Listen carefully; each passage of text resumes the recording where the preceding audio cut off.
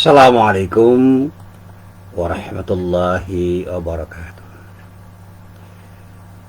Alhamdulillah Rabbil Alamin. Wassalatu wassalamu ala khatamil anbiya'i wal mursalin Nabiyyina Muhammadin wa ala alihi wa sahbihi ajma'in. Amma ba'd. Para jamaah yang dirahmati Allah, alhamdulillah pada pagi hari ini kita bisa bertemu lagi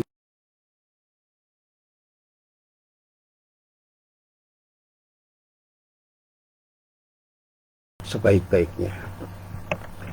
Para jamaah yang dirahmati Allah, dalam kesempatan yang baik ini saya ingin berbagi saja tentang hal-hal yang sederhana, yaitu bagaimana Islam itu mengajarkan kebersihan. Sekali lagi saya selalu mengatakan bahwa Islam itu mengajarkan sesuatu yang baik bagi umatnya, baik untuk dirinya, baik untuk orang lain, baik untuk siapapun, baik dalam kepentingan duniawi, baik untuk kepentingan ukhrawi.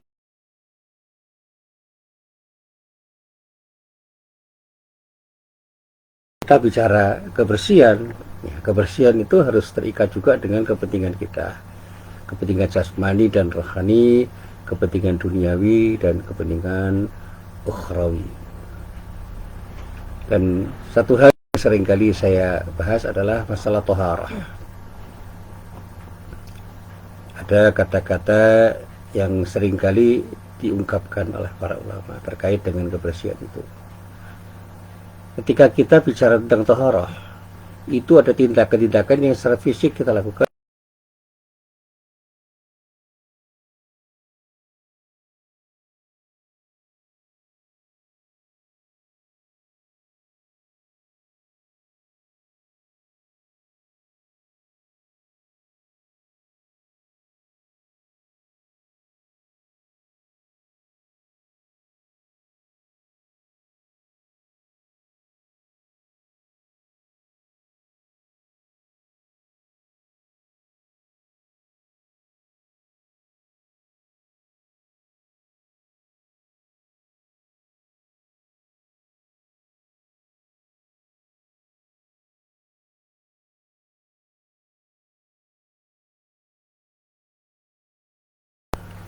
Ikhlas itu adalah kesucian diri yang membuat kita itu punya niat yang bersih, punya keinginan yang bersih, punya kehendak yang bersih, punya tindakan yang bersih dari sesuatu yang ingin kita tuju.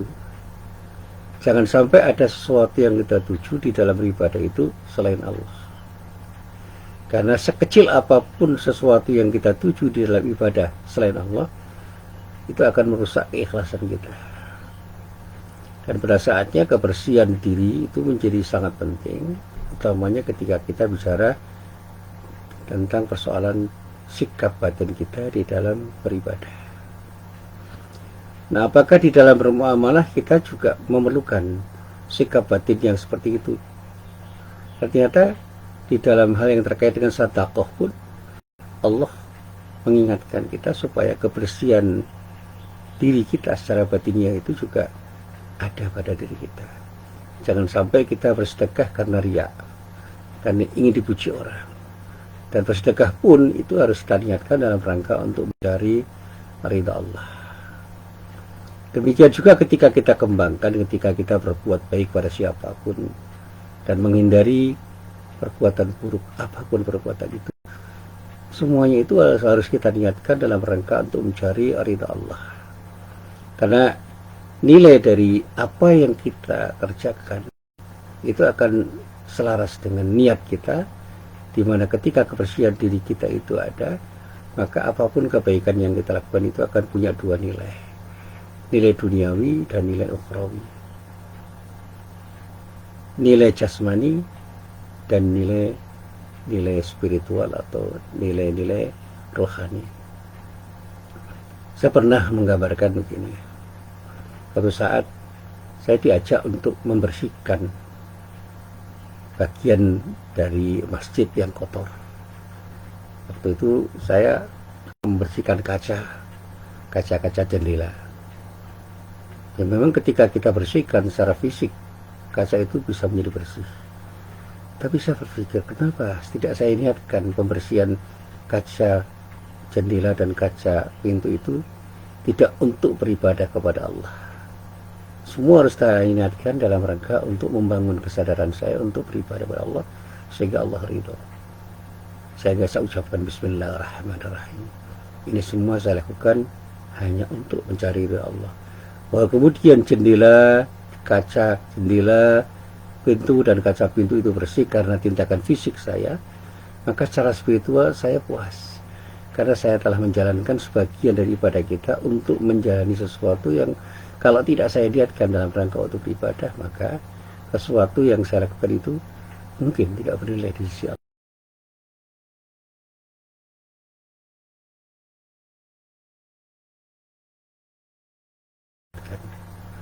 Secara fisik saya puas karena saya sudah membersihkan kaca jendela dan kaca pintu masjid, tapi secara rohani juga saya puas karena saya yakin dengan hakul yakin bahwa apa yang saya lakukan akan mendapatkan pahala dari Allah Subhanahu wa Ta'ala.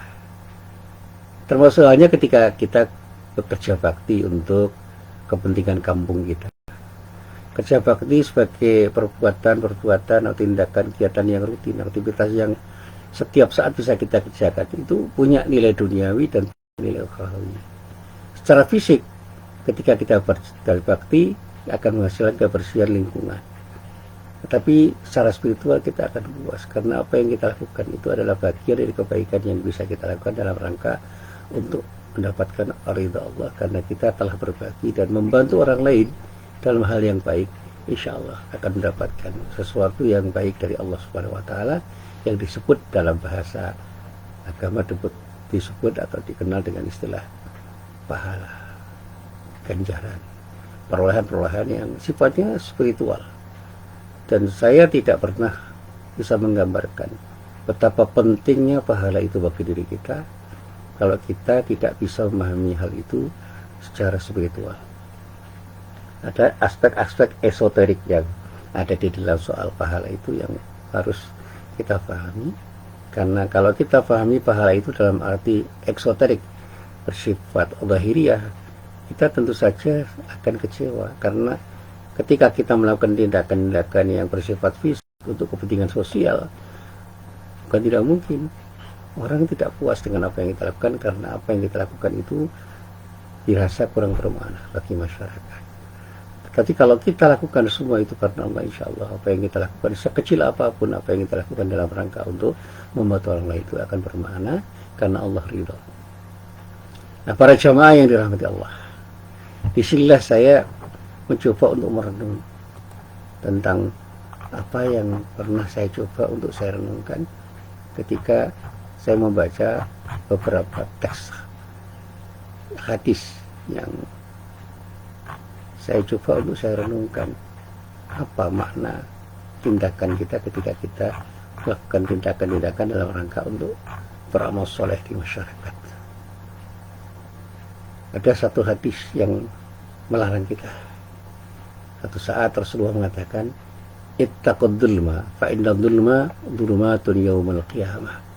Jauhlah kezaliman, sebab sesungguhnya kezaliman itu adalah kegelapan di hari kiamat. Tentu saja larangan ini menjadi sesuatu yang bisa kita pahami ketika kita berinteraksi dengan masyarakat. Jangan sampai kita melakukan tindakan yang zalim untuk siapapun, dimanapun dan kapanpun. Karena pada saat kezaliman itu dilakukan di hari kiamat, kita akan mendapatkan kegelapan dari Allah Subhanahu wa Ta'ala. Dan ini selaras dengan firman Allah yang bisa kita baca misalnya di dalam surat Al-Zalzalah. Di dalam surat Al-Zalzalah itu ada firman Allah yang luar biasa.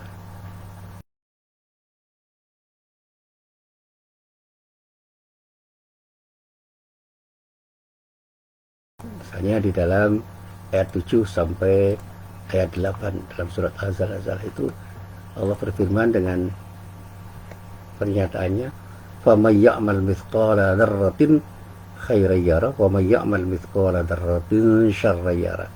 Siapapun yang mengerjakan kebaikan seberat zarrah pun, niscaya dia akan melihat balasannya, dan barang siapa yang mengerjakan kejahatan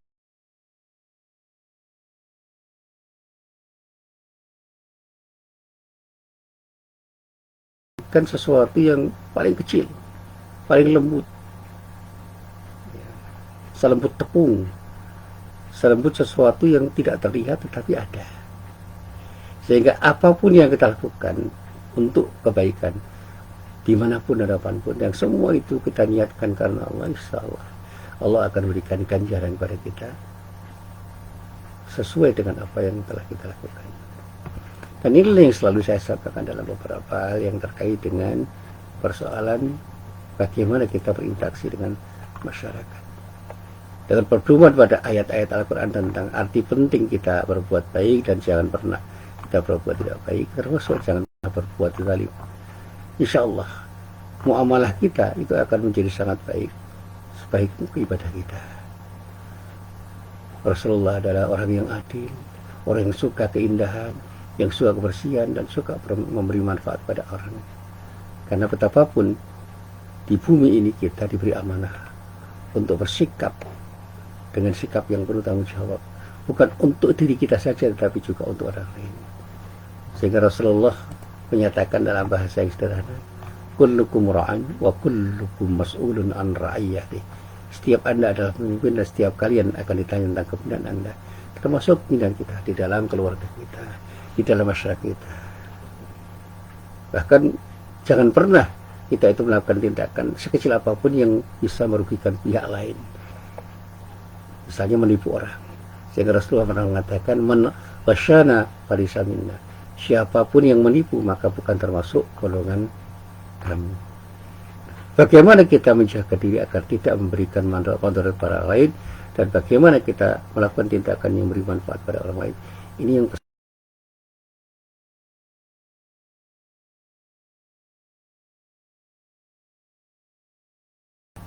orang lain, siapapun yang berinteraksi dengan kita, apalagi ketika kita menjaga kebersihan lingkungan. Kita akan menjaga diri kita dan orang lain. Kita akan mendapatkan sesuatu yang terbaik dari Allah, karena kita telah berbuat sesuatu yang terbaik untuk membantu orang lain. Dan insya Allah itu selaras dengan firman Allah yang misalnya bisa kita lihat pada surat Al-A'raf misalnya. Pada surat Al-A'raf ayat 85, Allah berfirman dengan firman-Nya yang tegas. Suatu saat Allah mengatakan dalam bahasa yang tegas itu. Ini yang saya selalu sampaikan. Wala tufsidu fil ardi ba'da islahiha. Janganlah kamu membuat kerusakan di bumi ini sesudah Allah melakukan islah perbaikan. Dzalika khairul lakum in kuntum mu'minin. Dan itu semua lebih baik bagi jika betul-betul kamu menjadi orang yang beriman. Nah, para jamaah yang dirahmati Allah, ketika kita itu tahu bahwa kita itu di samping berposisi sebagai hamba, kita juga berposisi sebagai khalifah. Sebagai hamba kita harus beribadah kepada Allah dengan sebaik-baiknya. Tetapi ketika kita menjadi khalifah, kita mengemban sebuah tugas mulia untuk menjadikan diri kita menjadi manusia yang bermanfaat di dunia. Bagaimana kita dituntun sebagai orang beriman untuk usahanya menjaga kebersihan, melestarikan alam, memanfaatkan lingkungan dan alam sekitar. Untuk apa? Untuk kemakmuran, bukan untuk kerusakan. Oleh karena itu, jadilah orang yang selalu menjadi muslih, orang yang selalu berbuat baik dan memperbaiki diri. Jangan pernah menjadi mufsid, orang yang selalu berbuat kerusakan. Orang yang beriman selalu aktif melaksanakan sesuatu yang baik, termasuk melakukan tindakan untuk kebersihan lingkungan. Ketika pemerintah melakukan program pelaksanaan program reboisasi misalnya, penghijauan atau peningkatan produktivitas alam dengan eksplorasi yang wajar dan bertanggung jawab, mari kita bantu. Karena bumi itu diciptakan untuk diri kita dan kitalah pemakmurnya. Dan Allah selalu mengingatkan kepada kita bahwa kita ini adalah bagian dari hamba Allah yang diberi amanah Allah Subhanahu wa Ta'ala untuk berbuat baik, sehingga apapun yang kita lakukan di dalam hidup ini marilah kita lakukan untuk kebaikan, untuk siapapun, dimanapun, kapanpun. Dan Allah mengatakan, huwa ansha'akum minal ardi wasta'marakum fiha fastaghfiruh thumma tubu ilaihi inna rabbi qaribun mujib. Dialah yang telah menciptakan kamu dari bumi dan menjadikanmu pemakmurnya. Mohonlah ampun kepada Allah, kemudian bertobatlah kepadanya. Sungguhnya Tuhanku qarib, maha dekat, mujib, dan selalu akan menjawab permintaan-permintaan kita. Dan inilah yang selalu saya sampaikan. Ketika kita bicara tentang sesuatu yang terkait dengan kebersihan misalnya, sesuatu yang kadang-kadang kita pandang ringan, tapi Rasulullah mengingatkan bahwa sebagian dari iman itu adalah bagaimana kita melakukan tindakan pembersihan. Sehingga suatu saat Rasulullah mengatakan, al-imanu bid'un wa sab'una aw bid'un wa sittuna syu'batan wa abdulha qawlu la ilaha illallah wa adnaha imatatul adha 'anit tariq. Iman itu bercabang-cabang, bisa 70 lebih. Yang paling tinggi adalah kalimat la ilaha illallah, tidak ada Tuhan yang berhak disembah selain Allah, dan yang paling rendah adalah menyingkirkan kotoran dari jalan. Nah, para jamaah yang dirahmati Allah, tentu saja banyak pesan-pesan moral yang ada di dalam ayat-ayat Al-Quran dan hadis yang kadang-kadang kita anggap sederhana, tetapi sesuatu yang sederhana itu bukan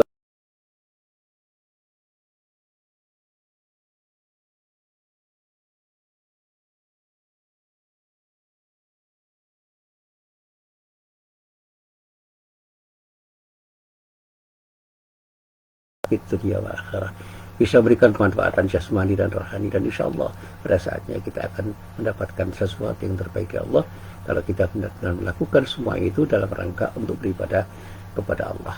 Dan inilah yang selalu saya sampaikan dalam khutbah-khutbah saya, dan selalu sampaikan dalam kegiatan dakwah saya. Marilah kita mencoba untuk melakukan sesuatu yang meskipun sederhana, mari kita coba untuk melakukannya dengan niat karena Allah. Ketika kita bicara tentang bagaimana kita melakukan tindakan pembersihan diri dan membersihkan lingkungan, bicaralah dengan sikap ihsan. Artinya, lakukan semuanya dengan optimal. Bagaimana kita menjaga kemurnian dan kebersihan iman kita untuk bisa berbuat sesuatu yang terbaik, dan pada saatnya kita lakukan tindakan secara optimal dengan potensi yang kita miliki, dan pada saatnya insya Allah apapun yang kita lakukan itu akan mendapatkan kemanfaatan di dunia wal akhirah.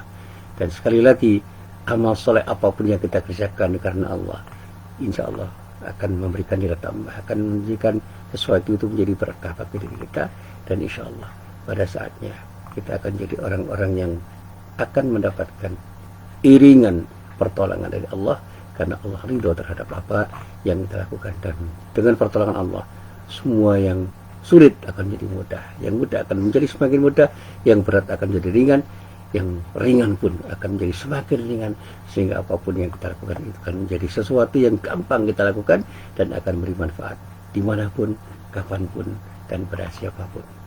Dan sekali lagi, mari kita bersih-bersih diri dalam arti fisik dan dalam arti psikis, dalam arti jasmani, dalam arti rohani. Bersih dalam beribadah dan bersih dalam bermuamalah.